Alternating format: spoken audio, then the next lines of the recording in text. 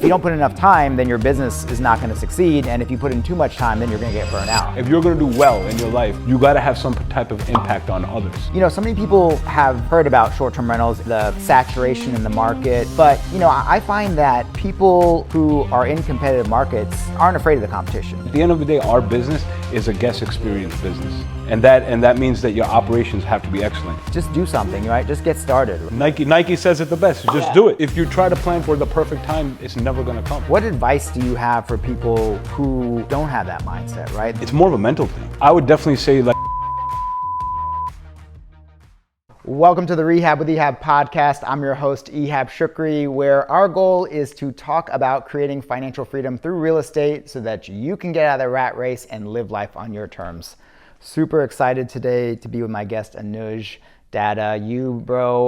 You're like a serial entrepreneur, man. So like, I don't even want to give away any of the secrets of all the types of entrepreneurship that you've done, man. But you've owned franchises, real estate, property management, like you've been all over the place. So I love to hear like your energy, and of course I love your New York accent, which, you know, is just super cool. So I'm just gonna kick back and just listen to you talking that accent all day and soak it in, man. But you know, tell me a little bit about like your background, your entrepreneurship. Sure. Like what you're doing. Thanks for having me, Ehab. First of all, good friend and a colleague, and I really respect the work you do and what you do in the real estate industry in general as well.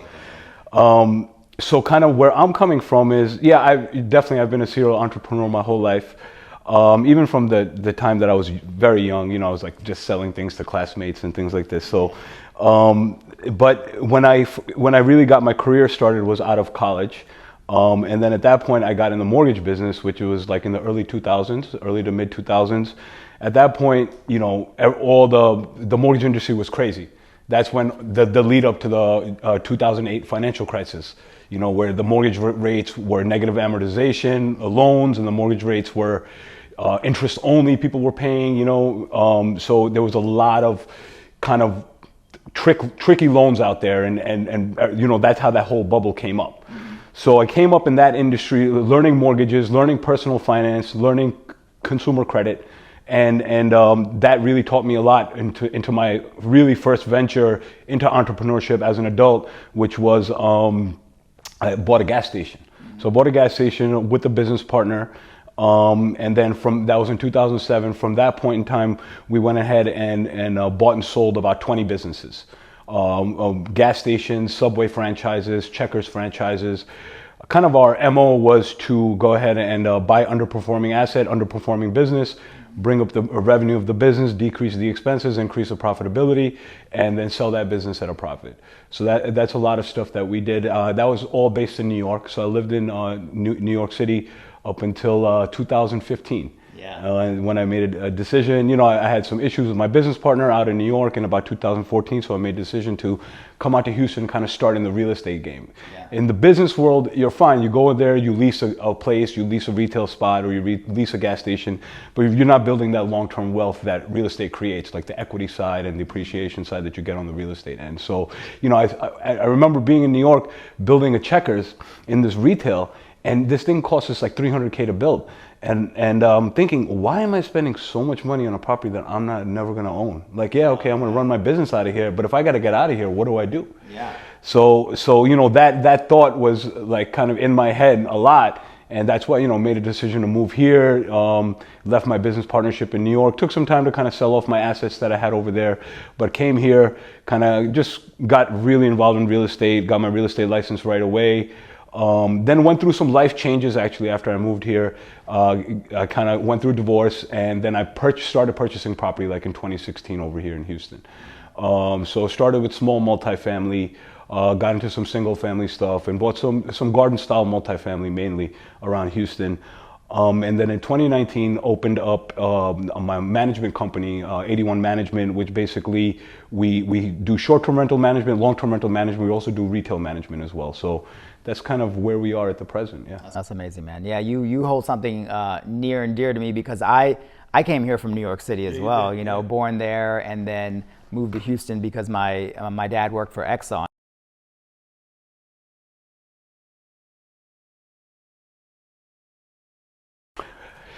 So that's a good question. It was between Houston and Tampa, Florida. Okay. And the reason why those two states is because more landlord friendly, right? You come from New York. I had an eviction in New York. I own a house in New York. I had an eviction going on there. It took me 3 years. Wow. 3 years. A lot of different circumstances, but think about that. That's cost going out for 3 years. So I was looking for somewhere that's very landlord friendly. Okay. So Texas or Florida. And then, just ended up deciding to move to Houston. So first golden nugget right there, like, pick a city, pick a state that's landlord friendly. If you're not able to invest where you're at, which obviously, investing in New York City is. Barriers of entry are much higher in New York City, money wise, and just everything that you got to deal with, the red tape, bureaucracy. Yeah. Awesome. So, you mentioned having partnerships and, not working out. Like a lot of people, I think, look at partnerships as a good way to kind of share the responsibility of the project, share the risk, share the cost. What was something that you learned from having partnerships that, were the good and maybe the bad about it? That's a good question. Partnerships can be two ways, right? You have an operating business, like an operating entity where you're working with somebody on a daily basis, hand in hand. Mm-hmm. That's when things can have friction because you're dealing with somebody on a daily basis. If you're doing a partnership, let's say, for example, on a real estate property, right? And you have 4 partners. One is the guy running the thing, and 3 guys are just silent kind of money partners. Mm-hmm. I think partnerships work well in those aspects. I think it can work well in the aspect of 2 people working together on a daily basis as well. But really, that takes a lot more kind of coaxing and a lot, like the relationship really has to be there.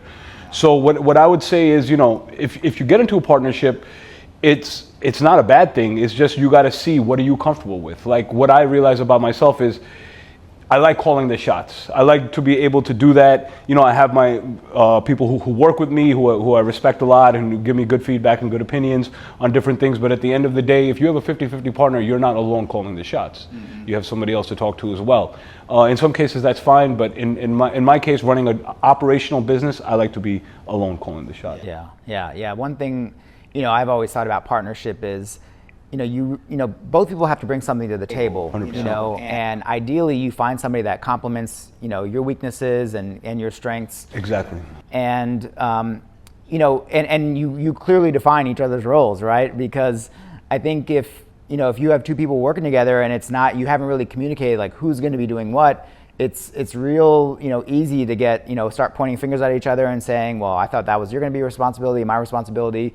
And then, the last thing you want is to feel like the work's not being shared equitably, right? And so one guy feels like that's how it ends up happening. One guy feels like he's doing all the work, then there's jealousy or animosity built up, and that's how things kind of get messed up in the game. Yeah. So you came to Houston, you saw the real estate opportunity here. I know you own real estate, you invest in real estate, but you also manage real estate for other people as well. Tell me a little bit about that. On the third-party management side, I got into management in 2019. I owned my own stuff. I was doing Airbnb rentals starting in 2017. I had an apartment complex and started doing Airbnb stuff out of there. 2019 had an opportunity to meet Jeff, who's Jeff the Builder. Jeff the Builder, exactly. Who's a good friend of mine and a client and a business partner. And he needed help. He wanted to do Airbnb. He needed help. So I kind of just fell into it. I was not necessarily looking to have a management company at that point. He said, hey, I need help. So I helped him out, and then I helped him manage it. And then little by little, we kind of grew it out. And now we're at about 60 short-term rentals under management and 7 long-term rentals under management. So I started the management company just kind of to help out Jeff, and then things kind of expanded from there. But what's the difference, right? So what are you dealing with? If you're on an OTA like Airbnb, then you're dealing with Airbnb, you're dealing with the client, you're dealing with the guest, right? Those are the 3 main entities that you're dealing with. So it's a little bit trickier. You got to keep the guest happy, and you got to keep the client, your client happy as well. Yeah. The way that I found to really be at the best, give the best service to my clients is to align our interests 100%. So if I can do that, the revenue coming in, the money coming in benefits everybody, and so there's no kind of competition. It's we're aligned. Yeah. If you make more money, I make more money. I think that works really well with clients. Yeah, that's incredible. I love what you said where, you weren't necessarily planning on starting a property management company, right? But like the opportunity presented itself. And obviously, you were prepared in the sense that you were willing to take on that opportunity and learn and grow. And I think so many people think that, they're just gonna like find their calling, or they're going to be able to plan out their path in life. But a lot of times it's just about keeping your eyes open and keeping an open mind to what's coming your way, right? 100% like the opportunities right. that are presenting themselves. And at that time, Airbnb was really taking off, and there was that opportunity, I think, too, and there still is that opportunity to kind of co-host and manage other people's properties, because like in Jeff's case, as he mentioned, he likes the development aspect of it, doesn't necessarily like so much the operations of it. But I think knowing you like the operations, like you thrive in creating operational efficiencies. 100%. Yeah. It makes me happy. So tell me a little bit about like your property management company, like how many, like what does it look like employees wise, and like what are some of the things you do that make you such a great Airbnb operator? Well, I would say what I do is in-house everything. So rather than have third parties come in, I in-house my cleaning staff. I have VAs in the Philippines. Obviously, the cost of labor is cheaper overseas, so we utilize that aspect for the guest communication and all the back-end administrative stuff. I have a great leadership team, amazing leadership team. My CFO is amazing, and my operations director is golden. So really, it's about the team, I feel like, that you surround yourself with. But in terms of operational efficiency, I think when you in-house your people and give them the environment of like a team, rather than a third party who's just coming, I'm coming to clean this place. No, it's like we're coming here, like we take pride in what we do, and we work as a unit, we function as a unit. And I feel like that's what can really help you increase operational efficiency, because your costs will tend to be lower. And just give a better work environment, Yeah. Just in general. So yeah, I love that.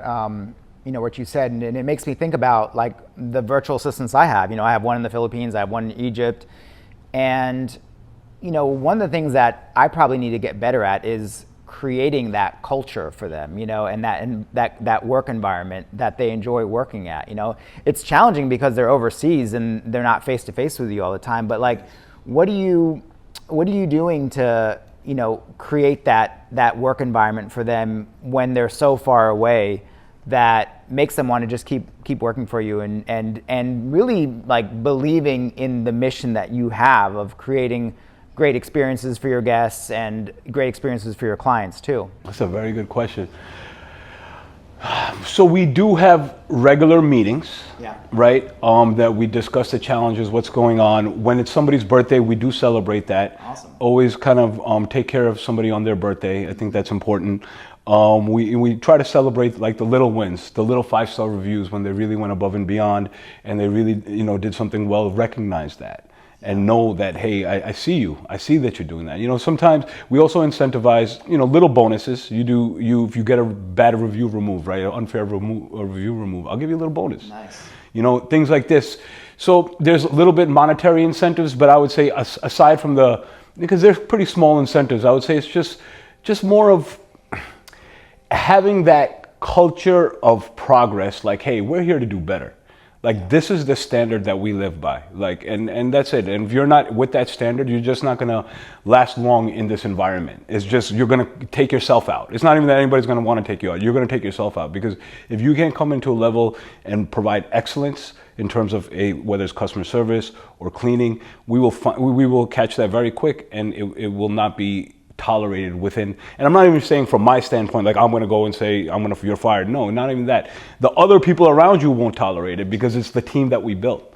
Which is a blessing. It's just you just built a culture of excellence, and I love your leadership style, because nobody's going to be perfect. We're all going to be making mistakes, and as much as you can encourage people to keep getting better, to be honest about their mistakes, create that transparency and that safe environment to talk through that.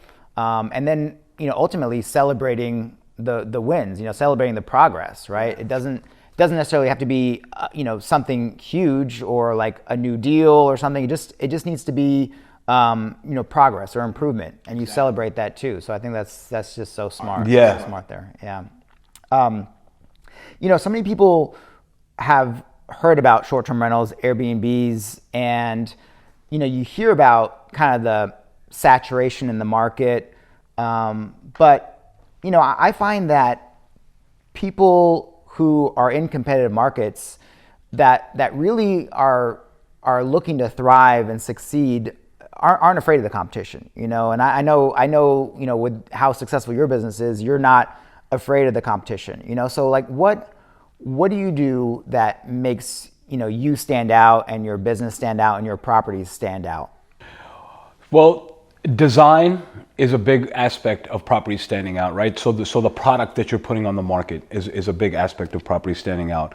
Aside from that is the operations of it. Yeah. Right? Like, how do you stand out? Well, if somebody's there and there's dirty towels or dirty sheets, or they're walking to a place and it doesn't smell right? That at the end of the day, what does that come down to? It comes down to the operation of the business. Mm-hmm. How is the business being operated?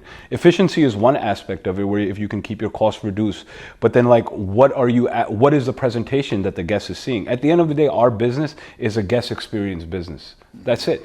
And that means that your operations have to be excellent.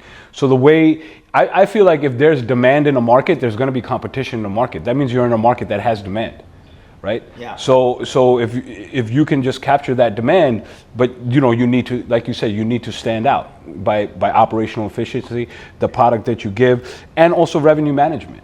Revenue management is very important, because it's like, you got to know when you got to discount the day, and you got to know when you can make that 100% premium. Yeah. And if you can figure that out, because money not gained is money lost in this business, because our inventory, what are we selling? We sell time and space, right? We sell time and space. So as a day goes, that inventory is gone. It's sold, it's just gone. You never sold it.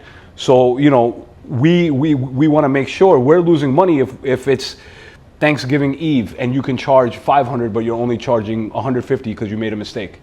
You just lost $350. Yeah. So you got to look at it that way. And then if it's a random Monday or Tuesday night, you want to, maybe you can't sell the place for $300, but you can sell the place for, $100. Right. But at least keep some cash flow coming rather than it being empty. So I think so. Revenue management, the product, and the operations of the business are definitely the three keys to helping you stand out within the market. Yeah. I definitely, the dynamic pricing of short-term rentals isn't a set it and forget it type opportunity. I know every week I go in and check my pricing, and I look at my occupancy that's over the next 30 to 60 days, and I'm adjusting, right? Like, I'm looking to see how booked are we? Are there empty weekends? Because weekends should never be vacant, right? Mm-hmm. And what do I need to make sure I get booked? Mm-hmm. I recently was kind of slacking on that on one of my properties, and I was looking at the upcoming month and noticed I had no revenue booked. Mm-hmm. And it was a bigger property, and bigger properties tend to get booked out further in advance, right? So I knew I was already behind the eight ball. Mm-hmm. And I scrambled to lower the price, mm-hmm. and didn't get booked, and so I lowered even more. And there was that kind of trial and error that I did, mm-hmm. that finally I lowered it enough to mm-hmm. where it got that next month booked and the month after that booked. And sometimes that's what you've got to do, right? Mm-hmm. You've got to just kind of lower the price to get booked, to get those reviews, mm-hmm. so that people have a great experience at a great value. Mm-hmm. And then they're more than likely to give you that 5-star review, mm-hmm. and then you can start kind of slowly creeping your price back up again. Yeah. Right? I mean, that's exactly right. I don't mind having vacancy last minute on weekends. Smaller units for sure I don't mind. I'd rather probably have it. Bigger units I don't mind. The one thing I know about weekends is the demand is built in this business. The demand is built in. So if you're higher on a weekend and you're going into a weekend and it's like, okay, what am I supposed to do? Now you can lower your price. You're still going to get full. So I like to see my calendar like this, to be honest. I like to see my calendar with the weekdays booked and the weekends open.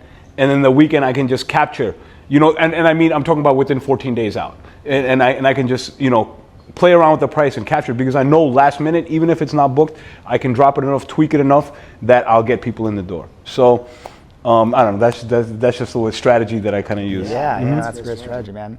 So, you've got a lot going on. You're a busy guy. You've a lot of properties that you're managing and businesses that you have. how do you stay balanced? Because I think part of being a successful, business operator is finding that balance, between, how hard you're going to work and balancing it with, the kind of the time freedom that you get with being your own boss, but if you don't put enough time, then your business is not going to succeed. And if you put in too much time, then you're going to get burnt out, right?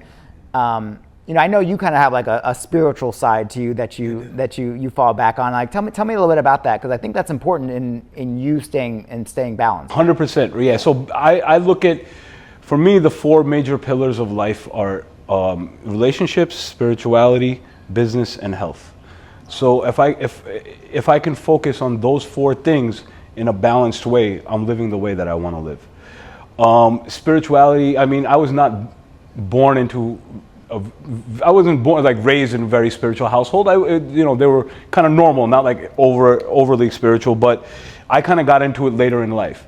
And yeah, it's really helped me be grounded, and like understand that there's a much bigger perspective than me and what I am seeing out there, and there's a perspective that maybe I can obtain one day or maybe I can't, but it's really taught me that there's so much more, beyond your kind of way of being selfish and like just thinking about yourself. Like, there's so much more to think about, and really the basis of my spirituality is non-duality. Non-duality means one, not two. It's meaning that the oneness of everything. So like we are one. You know what I mean? Yeah. And people use the one love and this and that, but it's really a basis of, hey, we're one. And if there's a if we feel like we're different, that's an illusion. So that's so it definitely spirituality grounds you 100%. Yeah, I mean, completely. And having that understanding, I think, of the human spirit and the oneness of all of us, right? Like that's going to make you better in everything you do in life. Definitely better in your business, right? Because you're going to understand your customer better. You're going to have more empathy with people. And I think when you understand your customer better, you can offer a better product and a better service, right? And so I think people, they don't think about that. They don't think about like, being in touch with their spirituality as important in being a successful business owner, Yeah. And then you mentioned health too, like it's hard work being a successful business owner, right? Like physically too, right? Like you're up in the morning, you're working weekends. There's no time really that you can't work in, right? Yeah. Like you could be working all the time, and that requires physical endurance too. So like what do you do for your physical side? I lift, cardio, I do yoga. I try to work out 5-6 days a week. Yeah. It's very helpful for me. I mean, the physical aspects are there, but it's more of a mental thing. Yeah. Because if you don't work out, if you don't sweat, you don't get that energy out. I feel like it builds up within you and it causes tension and anxiety and things like this. So just to get that sweat out every day and to be able to kind of get that energy out is very helpful from a standpoint of stabilizing your mind. Yeah. Mindset's so important because it determines everything that you do on a day-to-day basis. 100%. I think that's one of the biggest challenges too for people coming into real estate is shifting that mindset.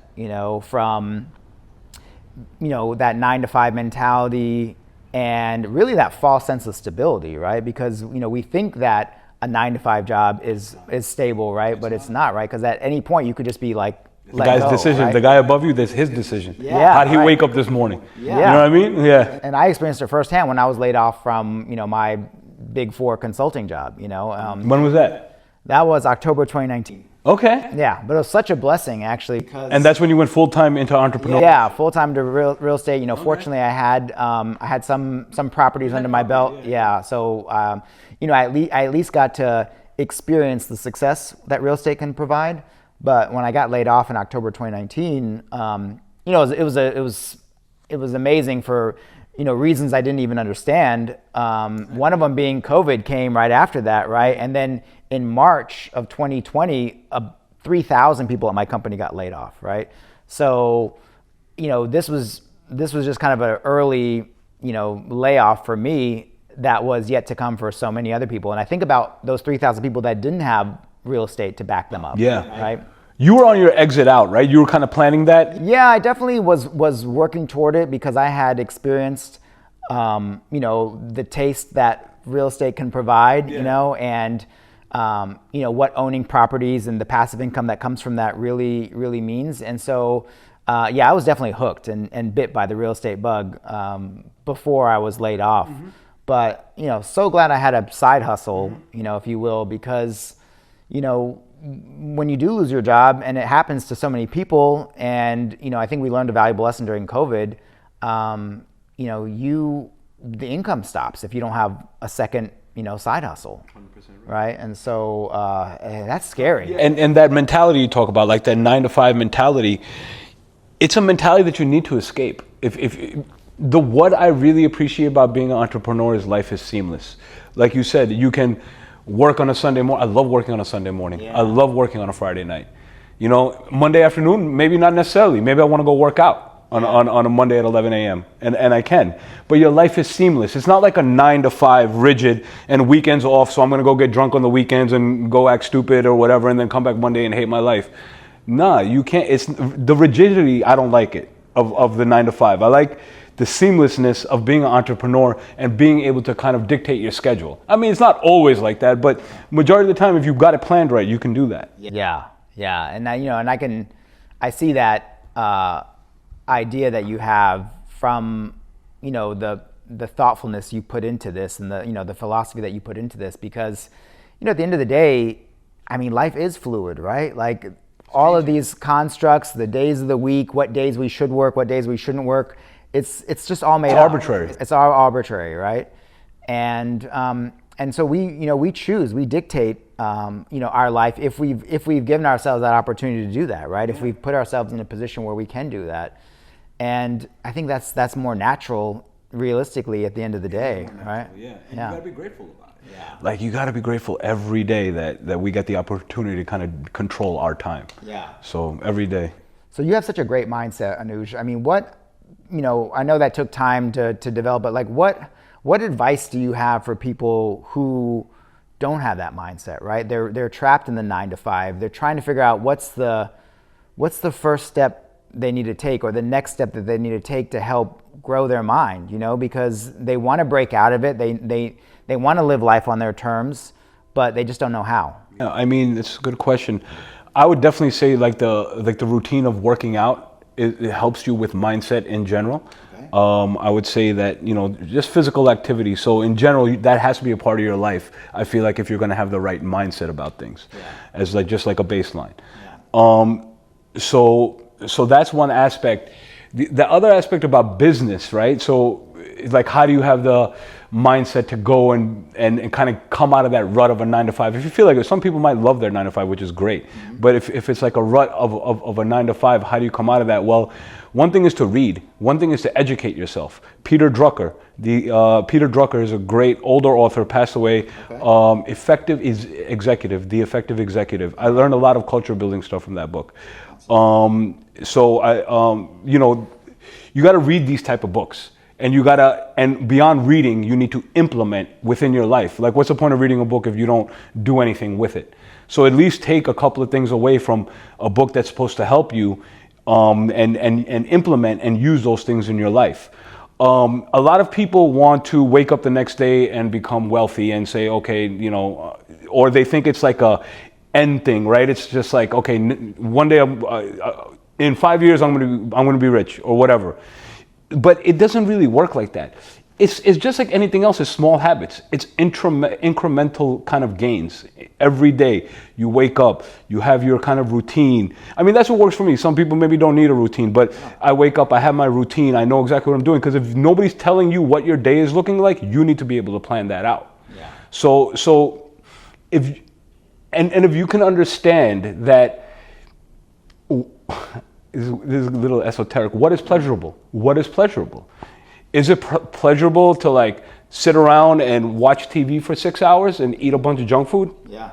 Is that really? Or is it pleasurable to have a goal and achieve that goal and have the feeling of achieving that goal? What is more pleasurable? So if you can kind of think about that, because what are we doing as people? We're going towards pleasure and avoiding pain. So if you can kind of work that out in your own head, like what is pleasure and what is pain? Because if you work out and you tear your muscle, you're causing pain. But that, at the end of the day, is what's going to build your muscle. Yeah. So I love that. It's like where people talk about choose your hard, right? Like, is your hard going to be, working for 40 years in corporate America and retiring at 65? Or is your hard going to be, really hustling and grinding while working your full-time job and a side hustle for 5-10 years, right? So that you did. Yeah, I did, so that you can retire earlier, and put in that hard time up front, And for me, I never could accept working for 40 years and retiring at 65, because it's like, it's just so backwards that we spend all of our time at work every day and the least amount of time with our family and friends, at night, right? And then you factor in the sleeping time too. So, it's just really a few hours out of the day when you're grinding at your 9 to 5 that you have with your friends and family to really maybe do the things you love, assuming you don't love your job. Right, because you're 12 hours at a 9 to 5. You're traveling there, you're going back. Some people are from home. So then Gary Vee talks about this, right? What are you doing? You're living for the weekends. So you got 7 days, and for 2 days out of the week, you're going to be happy, and the 5 days you're going to be miserable. It doesn't make sense, like you said. So I think it's everybody's own journey to figure out for themselves what's good. Some people might love that kind of grind, but yeah, man, I would definitely say to each their own. Yeah, for sure. And I think people think that they have to kind of know everything when they're getting started, and they really need to have a clear path of what they're going to do. But like you said, just do something, right? Just get started, right? Nike says it the best. Just do it. It's a very simple sentence and a very simple phrase, but just do it. If you try to plan for the perfect time, it's never going to come. If you try to plan for, everything, all the ducks have to be in a row, no, you just do it. Get started in whatever you feel like you want to do, and then you're going to learn more on the fly than anybody else. And that's what's going to really give you your experience. And in real estate development, investment development, you get in those early deals. I remember a deal, I first moved here, I put an option on some land right by downtown Houston, and it was like 1.25 acres. And it was right by the bayou. And there was a minimum lot size restriction. So there was things that I didn't know. I just didn't know. And I ended up losing like 50, 60 grand on that first deal out of the box coming into Houston, Texas. It taught me a lot, but you don't necessarily need to learn lessons that expensively, right? There's like other ways to learn lessons, but you really need to do it. Just do it, and then figure out. You'll figure things out as you go.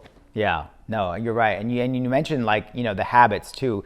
I think people need to understand that there are specifically wealth building habits, right? There are things that you can do, like exercising, like reading. These are the habits of the wealthy. But other habits that are important are things like looking at property, right? Going online, especially if your goal is to build a real estate business, right? Develop the habit of checking the MLS every day and looking for fixer-upper opportunities, going and visiting, looking at properties, practicing, building the habit of speaking with realtors about deals, developing the habit of analyzing and looking at, analyzing deals every day, look at the numbers, right?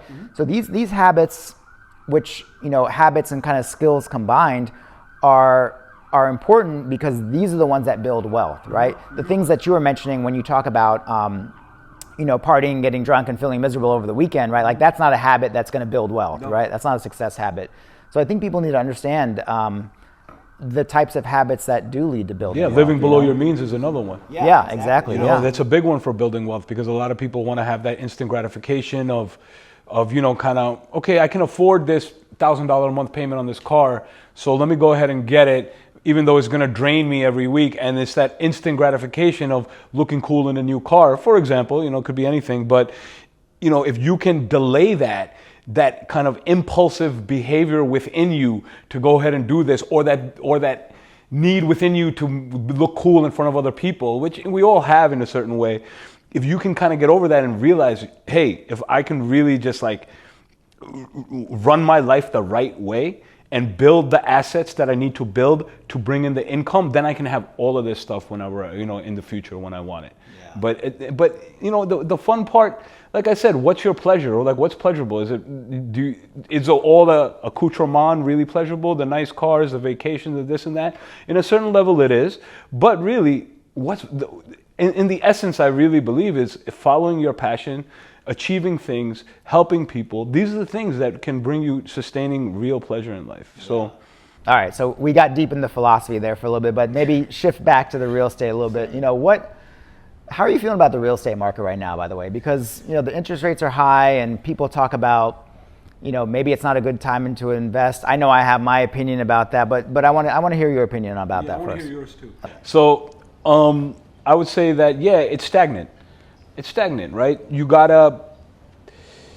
There are deals out there. There are definitely equity deals out there. If you're buying fix and flips type stuff, but you got to really understand what your carrying costs are. What is your cost of interest? How long will this project take you? Because all of that stuff factors into what's going on. So I would say the market is stagnant.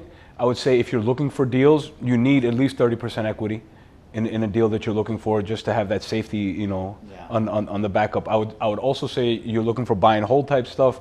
You definitely want to make sure the numbers work. You got to make sure the thing cash flows after debt. I personally like to see something like an 8% cash on cash return.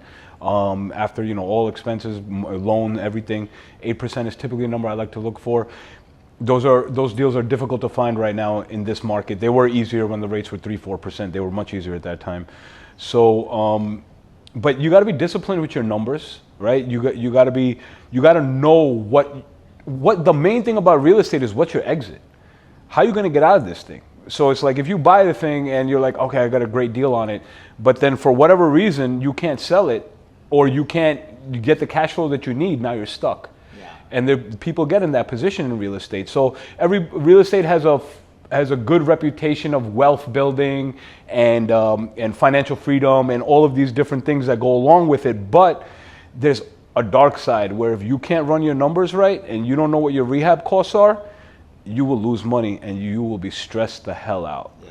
And that's happened to me in the past, and I'm sure it's happened to a lot of people. So really the fundamentals got to work. At the end of the day, in this market, the fundamentals got to work. And what's great is if you can pick up a property theoretically cheaper because the rates are higher, you can pick up a property that has good equity in it.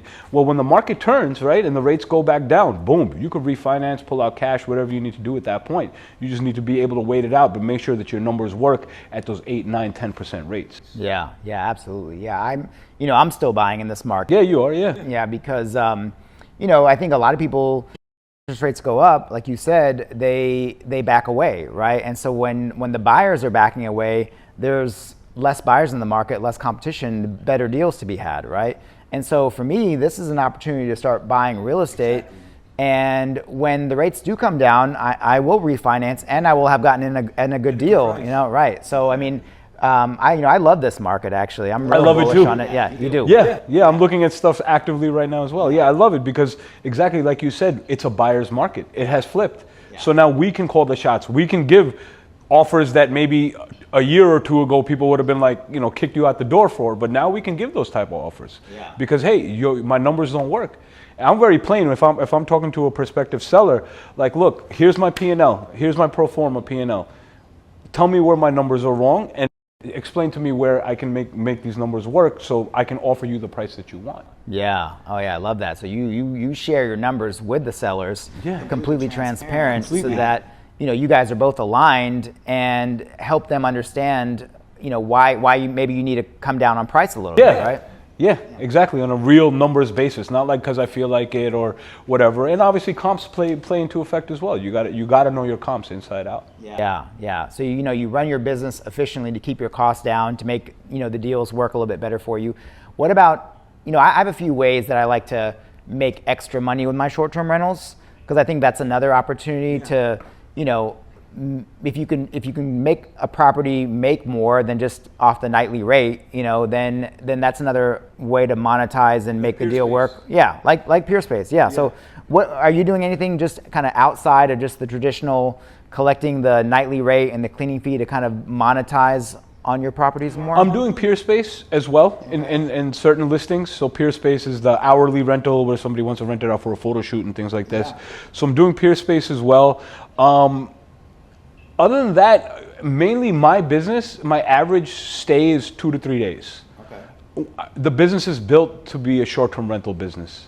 Yeah. It's not, we do get the insurance bookings that go for like a few months. Love those because obviously you bring down your operating costs and not as many people cleaning. But from my experience, that stuff is not as consistent as like the short term or the annual leases, the long term stuff. Yeah. So peer space is definitely an avenue that we use, and definitely some listings we do have what we convert into long term rental as well. So that's kind of out of the realm of short term. But other than that, yeah, we use VRBO, but that's short-term rental. We use Booking.com, about to get heavy into the off-platform booking stuff. So I think there's many different avenues to market the property. Airbnb is the behemoth, and I think that's changing slowly. But so Airbnb, we all have to be on if we're going to be in the short-term rental game. But I think slowly we can market those in a different way and for different time frames. Like I feel like in short-term rental, what are we doing, right? Charging a premium on the time. That's what we're doing, because if somebody's taking that at annual lease, if their rent is $2,000, well, we're charging like double that, right? And we should. It's like if you break up something smaller, you're going to charge a higher premium on it. So that's that's essentially what we're doing. So peer space, using that kind of theoretically, now instead of a night, you're charging it for a span of 3 or 4 hours. So I feel like that's a good thing. Another thing is cleaning fees. In short-term rental, I got rid of all cleaning fees everywhere. Oh wow! But what's the purpose of a cleaning fee, right? The purpose of a cleaning fee is it's a one-time cost. So you want to if somebody rents a big house, let's say you have one night availability for like a 4-bedroom house, and somebody rents that, you're going to have high overhead. Because you got to pay the cleaner to come in, you got to restock the place, you got to do all these, assuming they had a party, it's a different story, but assuming they didn't have a party, you still have all these different expenses involved, and now if you're booking that nightly rate too low, it's no good. That's why a lot of people have high cleaning fees, so that they have that one-time cost to mitigate that one-night booking, or that 2-night booking, right, so that they can capture that revenue. The thing is, people don't like that. They don't like to see that as an itemized cost and say, hey, I'm paying like $100 for this room, but my cleaning fee is $200. What's going on here? They just mentally it doesn't sit right with people. So within Airbnb, you can make the cost not a cleaning cost. You can call it like a community fee or a management fee, whatever you want. And this is built into the price of the nightly rate, but it's not shown as an itemized cost. So you can still cover yourself with the one-time fee that you want to cover yourself with, but it's not explicitly shown to the guest. So they don't feel, at the end of the day, everything's the same. The nightly rate's the same. If the cleaning fee is shown as itemized $200, or if the cleaning fee shows as a community fee, which is just built into the nightly rate, for you, it's the same exact thing.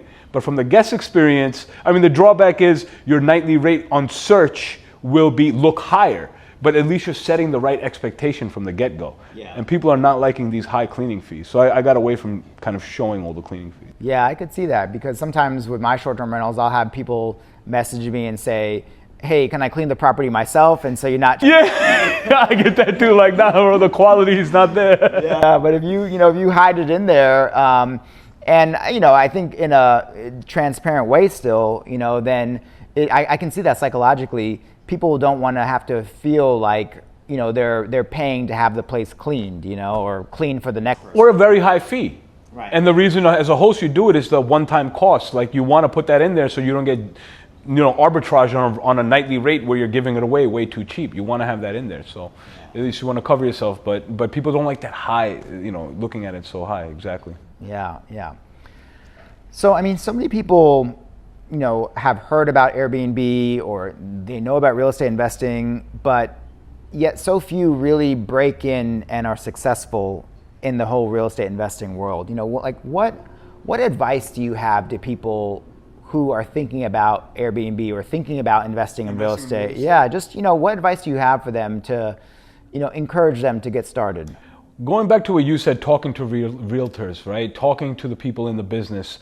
How do you do that? With volume. If you're going to get in this business and you want to learn this business, do volume. Go get your real estate license. That's one good avenue, because then you can go with the broker and you can learn the fundamentals of contracts, of kind of negotiation, the kind of the residential side of things. Then if you want to get more involved in multifamily and commercial, that avenue is always available and open. So I would say a good avenue is maybe getting your real estate license. But aside from just getting your real estate license, with or without your real estate license, what you got to do is do a volume of calls, a volume of contacts. Because how else can you buy things? How else can you learn the business? You know, we were talking about before. Yeah. You can't.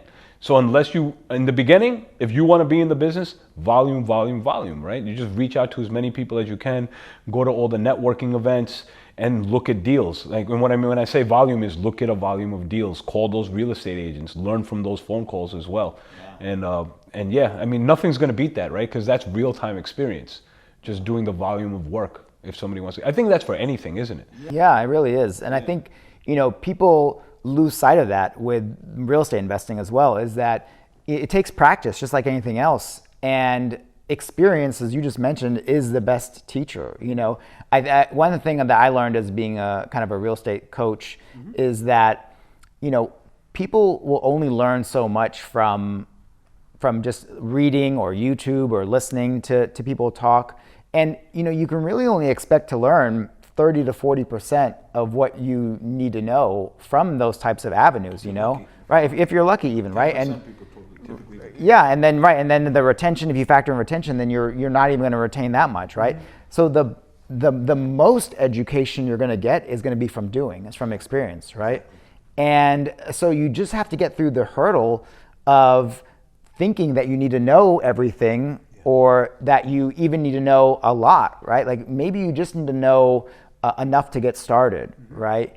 And especially if you can pair yourself with somebody who does have that experience, you know, like a mentor or somebody that you look up to, a role model that can help you figure out the challenges that you're going to run into along the way, right? And I think that's really the key. It's very important as well. Definitely, I agree with that. In the real estate world, I mean, my dad was always involved in real estate since I was, you know, young. He's an immigrant, came to this country from India in the 1970s. So he got involved in real estate, you know, in the 1980s, and had businesses and stuff. So I was very fortunate that I had somebody, a mentor like that in my life to kind of teach me things, fundamentals about business and real estate investing in general. But like you said, yeah, it's so important. And, you know, I feel like a lot of people compare themselves too much. It's kind of like you see this guy on YouTube or whatever, you know, and you just, maybe some people start getting discouraged about themselves and look at this guy doing this and I can't do this and this and that. And those are the mental traps that it's non-reality in your mind. Like your comparison of yourself to somebody else is something that you completely made up in your own mind. Oh yeah. You know, and like once you can understand that that's what that is, then you know you can get over that. You can get over that, and then you can just say, who cares? Let me just do what I need to do and take the actions that I need to take. And the key word is action. I need to take the actions that I need to take to learn what I need to learn or improve my life, or, you know, whatever your goal may be. Yeah, I call it the Midas touch, the massive imperfect daily actions. I love that. You know, so Midas. Remember that for people who are looking to kind of Can you say it again? Midas. Say it, massive imperfect daily actions. Massive imperfect. I love that. Yeah. Yeah, you know, I mean, one thing that you can't do, people can't compare their deal 1 versus somebody's deal 20, right? Like somebody you're looking at YouTube, or like yourself or myself, where we've done a number of deals, right? Like, you know, that's something that we've gotten better at over time, right? Our properties have gotten better, our management has gotten better, you know, our automation has gotten better, and you know, it's because we've done a lot of deals, right? And we've been in the business for a while. But you know, it's important for people to remember that we started with just one deal, right? And we started without the automations, you know, or without the team, you know, right? And just by networking, you know, networking with each other, networking at events, meeting people, making the phone calls, like you said, doing the reps, doing the reps, right? Like the team grew, right? The knowledge grew, the experience grew. And so, you know, that's what it takes at the end of the day, right? Exactly. And, you know, you don't compare yourself, right? If you're brand new, don't compare yourself to me, don't compare yourself to you. Don't compare yourself to people that you see on Instagram or YouTube, right? Like, remember that we all started out someplace, you know, with no experience, and just through the grind and the hustle, we are where we are today. Exactly. Right? Yeah. Exactly. The Midas touch, it's all about those small incremental actions. Yeah, the Midas touch, man. So man, so you're crushing it. You've got multiple businesses. I'm really curious, what's your motivation behind all this? Like, what's your why? Like, I know you have kids. I know you have just a great perspective on the world. But like, what drives you? What's your why? I would say there's goals, right? There's material goals and there's immaterial goals. That's the way that I look at it. Okay. So like a material goal is something tangible. I want to have X amount of, I want balance sheet to be at this value. I want this much liquidity in my balance sheet, or, I want to own X amount of units. So you can tangibly figure out kind of what that is, a material goal. So that's a small driver for me. Obviously, you want to achieve more monetarily, but I feel like that is a byproduct of actually doing the right things, and then all of it kind of comes. It's just like income and all of the money and things that you're looking for. Those material items will come, not because you want it, because it's a byproduct of you doing the right things. So then, what is an immaterial goal? Well, an immaterial goal is maybe to be more empathetic, maybe to understand what my guests may be kind of going through, so that it can be a better experience for that person. So that's the way that I look at it. So my why, that's a good question. My why is varied. It's not just one thing that I can pinpoint, but I would say that nothing in life is really better than accomplishing something hard. Yeah. So if you can, being in business, building a portfolio, doing these things is not something that's easy necessarily. It takes work, it takes time, it takes experience.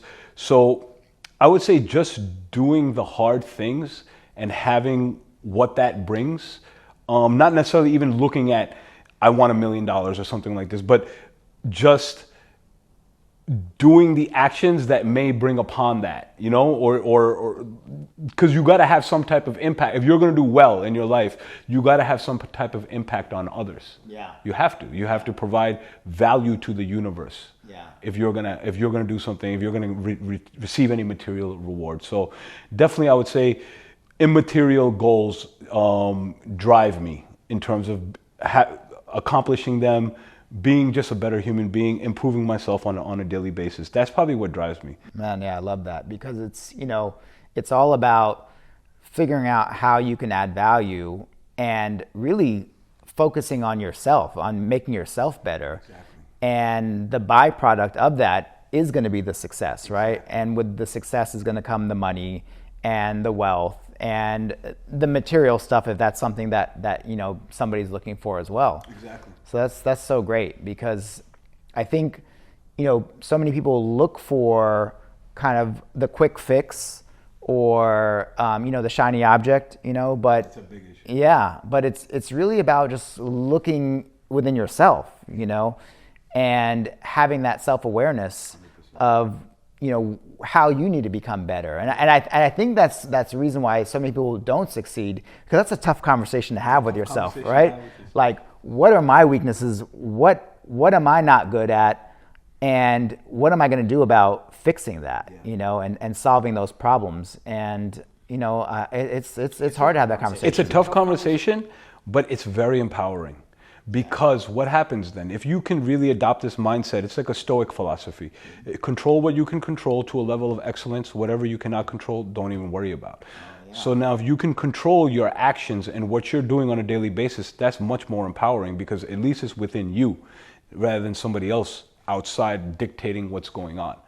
So if you can flip that with, if somebody can, and I know you have, if somebody can flip that within their own mind, like, that this is opportunity and this is something that I'm in control, therefore I have the most power in this situation, because I can take the actions to change whatever it is. Yeah, man.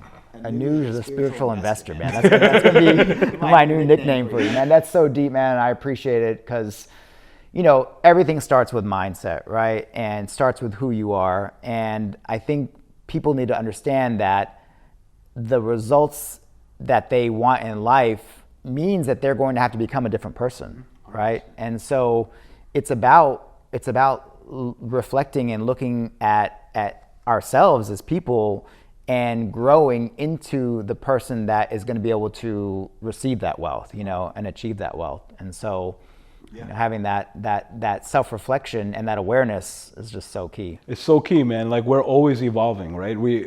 Evolution is not in terms of scale of thousands or millions of years, but it's actually in terms of scales in milliseconds even. So we're always evolving as an entity, as a person.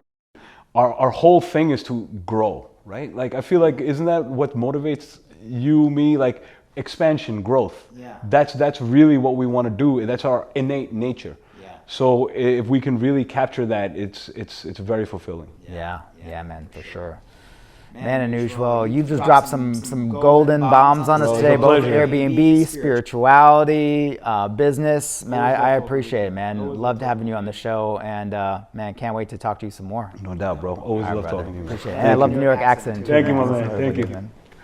Thank you, everyone, for listening to the Rehab with Ehab podcast. This was an amazing show with Anuj. And most importantly, make sure you like, follow, and subscribe to the show so that you can always be in the know of all of our great guests. And last but not least, take these golden nuggets, take everything that we've talked about today and apply them into action using the Midas touch. We talked about the Midas touch today, massive, imperfect daily actions. It's not going to be perfect from day one, but it will get better over time, and put these into practice so that you can become the person you need to become to achieve the wealth that you're looking for.